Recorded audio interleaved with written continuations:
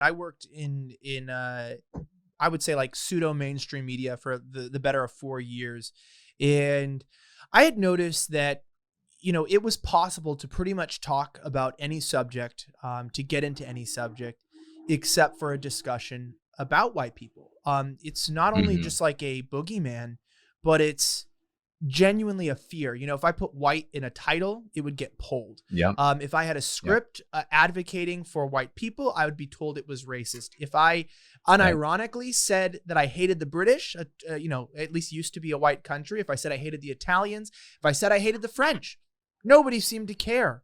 If I wanted a Christian Catholic boy that was white that talked about Christian traditional, Eurocentric values, I'd get flagged or told they couldn't come on. But if I wanted to have a transsexual with a penis that did porn talk to me about Christian values, they'll pay for the ticket to come. If I want to go on air and I want to criticize Chinese people, instantly getting a phone call, being asked to take things down. And it seemed like this is the topic that gets Mhm. everybody afraid to talk about. Why are people so afraid? Because you said you advocate for white well-being. The fact that I can say advocate for blank well-being, any other category, you probably would get on Yeah. the Drew Barrymore show. Why is it that this category, white Yeah. well-being, is automatically a red flag for people?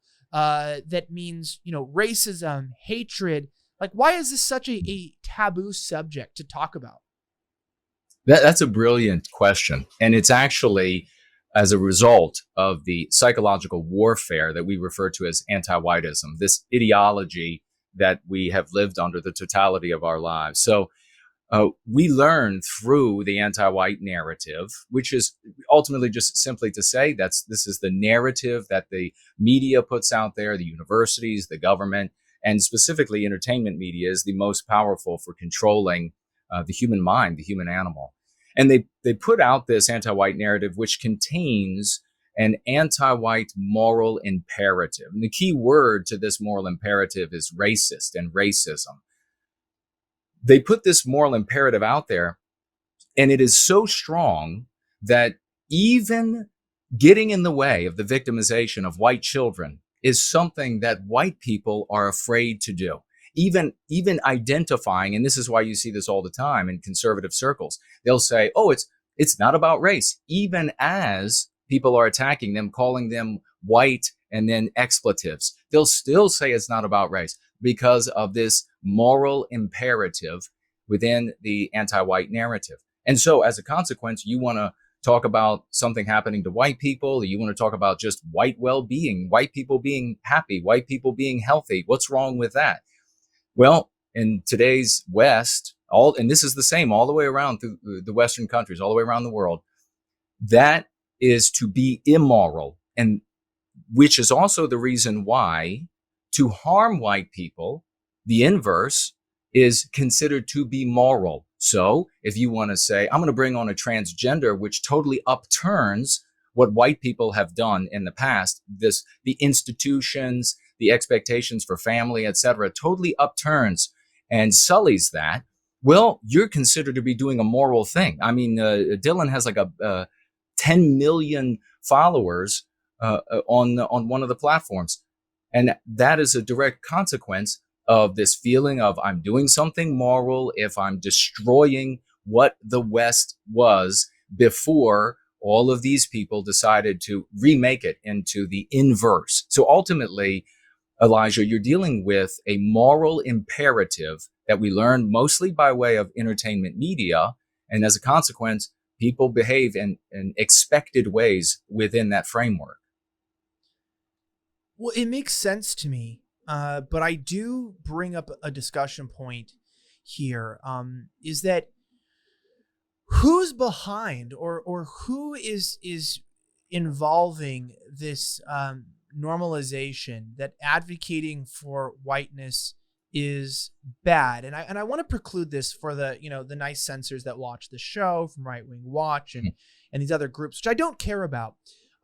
Is that I'm confused, because if we were to move forward as a society and sort of say advocating on the behalf of race in America is a bad idea, then Okay, I can have an intellectual argument with you on that. Let's have that. Let's accept the premise. Let's stop focusing on race. Let's move away from that as a talking point, and let's go into all other discussions on disparities of class and of education and of opportunity. However, while we're literally saying to advocate for whiteness, to advocate for white people, that is racist, that is inherently divisive, that is inherently destructive to the future of our country, we are coincidentally at the same time advocating for every other subclass of humanity, including race, from Black to Hispanic to Asian. There's even the Stop Asian Hate movement. We had the first, Asian woman win Best Actress, and that was emphasized, the first woman of color in 21 years since Halle Berry. So who's really behind the modeling, or how did we get to the point to where we are hyper promoting the advocating of certain groups while intentionally reminding people that advocating for men, for white people, is in itself a dangerous position? That is another great question, and I actually commend you. No wonder you are doing so well, and I hope you go sky's the limit on your work here. It's a great question because you're going right to the heart of where does an anti-white person come from? Well, anti-white people, and to summarize best I can, come in all races, including white, of course. And ultimately, it's born in jealousy and envy. It's a jealousy and envy, even for a white anti-white, of what they see as representative of the West, of Western kind, of white humanity. They see beauty, they see wealth, they see health, they see power, etc.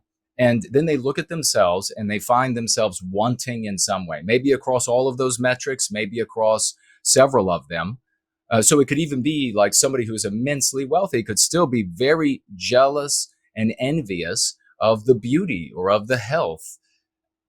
Once they are in this position, this envy and this jealousy, they look out into the world, they consider themselves, they name themselves to be victims of fate, victims of God, victims of chance, but they can't avenge themselves and they can't get anything out of being victims of those things. But there is this ideology, this belief system, and it tells them that the reason why, ultimately, that you're not as attractive, you don't have as much wealth, you're not as powerful, you don't have, and I think probably the most important thing when it comes to the West and white people is this great history that we can look back upon that gives us this dignity, gives us this authority, gives us, because we as a people have done so much, which doesn't take anything away from anybody else. And it doesn't say that other groups of people haven't done much as well. But we are in the West nonetheless. And that great dignity that's conferred upon us is something that is of immense, that anti-whites feel immense jealousy and envy over. Well, they want to avenge themselves. They name themselves victim, and then they gain the right to self-defense. That's where you get the real fanaticism.